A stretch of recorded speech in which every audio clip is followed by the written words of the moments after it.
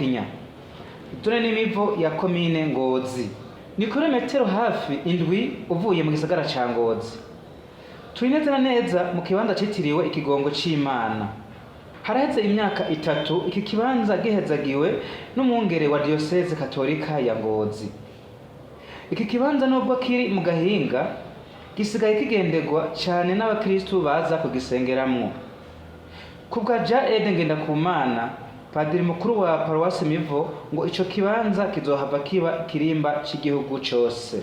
Iki kirimba nagomba kugaruka gatoyi imvuga yuko ari kirimba ca diocese ya Ngozi, ariko kikaba ari kirimba vuba kizoheza kikaba ikirimba c'igihugu cyose, kuko igihe baciyumvira cari cyumviriwe gihereye mu nama nkuru y'abepiskopi abungere bacu ba diocese b'u Burundi.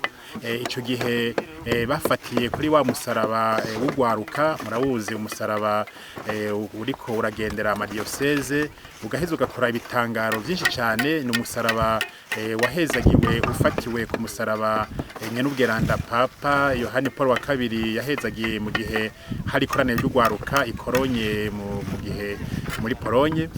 Uwo musaraba abepiskopi bavuga bati none urugendo rwawo mu gihe ruzoba rurangiye tuza turawusanga hehe. Baca biyumvira ikirimba c'umusaraba w'ikigongo c'Imana ari wo musaraba w'abepiskopi. Niho nyene cyubahiro Musenyeri Gervaze Banshimye Busa yarasanzwe arongoye inama y'abepiskopi, akaba ari nawe yari musenyeri arongoye diocese yacu ya Ngozi.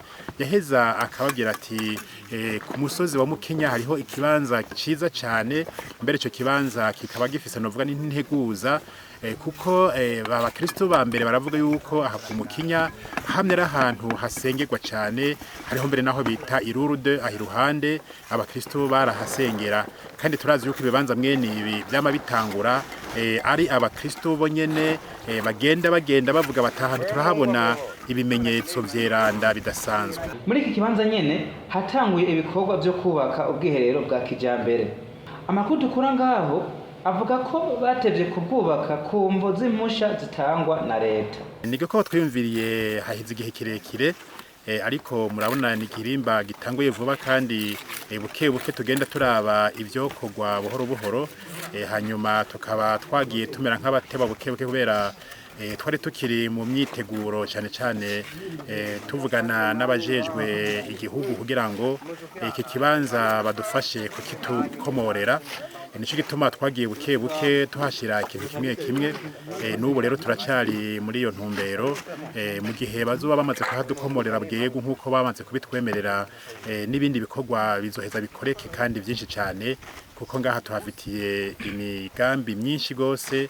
Iruhande y'imigambi nsanamutima hariho n'imigambi y'iterambere, kuko ukwemera kutagira ibikorwa murabizi ko kuba ukwemera kuba kwarapfuye. Nkuko rero twavyiboneye mu gihe umunsi mukuru w'ikigongwe w'igenekerezo rya ndwi ndamukiza uyu mwaka wegereje, kugira ngo abakristo bahahurire ibikorwa bigeze ku ntambwe ishimishije. Uri kuyubakisha arabishingira intahe.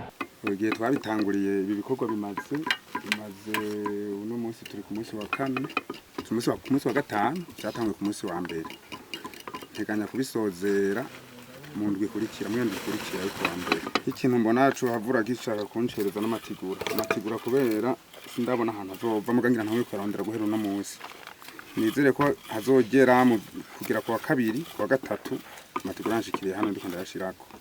Kandi ahantu usaba ibikoresho naho bampereza ibikoresho mbona umengo nta kibazo kihari, ku mwanya wose ndabikenereye bongera kubitora bakabimpereza. Twamenyeshe rero ko ibishinga ntahe byerekeye ibitangaro bikorerwa kuri uwo musozi bimaze kuboneka nk'uko byemezwa na padiri mukuru ja ngenda kumana wa paroisse Mivo. Uwo musaraba dufise ngaha mu kirimba c'ikigongo c'Imana ku Mukinya, ni umusaraba wahezagiwe kandi ukora ibitangaro byinshi.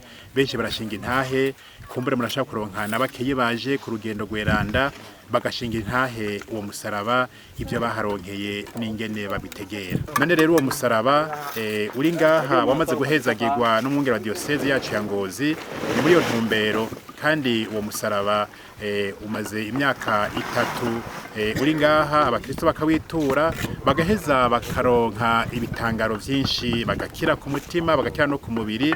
Mbere novuga nti niki gikorwa kiriko kirakoreka cyo kubaka ubwiherero bwa kijambere, turiko turabifashwamwo n'umukristo akenguruka ibyiza yaronse ngaha, araheza avuga ati jewe ico nokora nanje nofasha nuko ico cyumviro mufite cyo kubaka ubuzu bwa kijambere no gifashamwo, araheza araza niwe ariko arabidufashamwo mu ntumbero yo gukenguruka.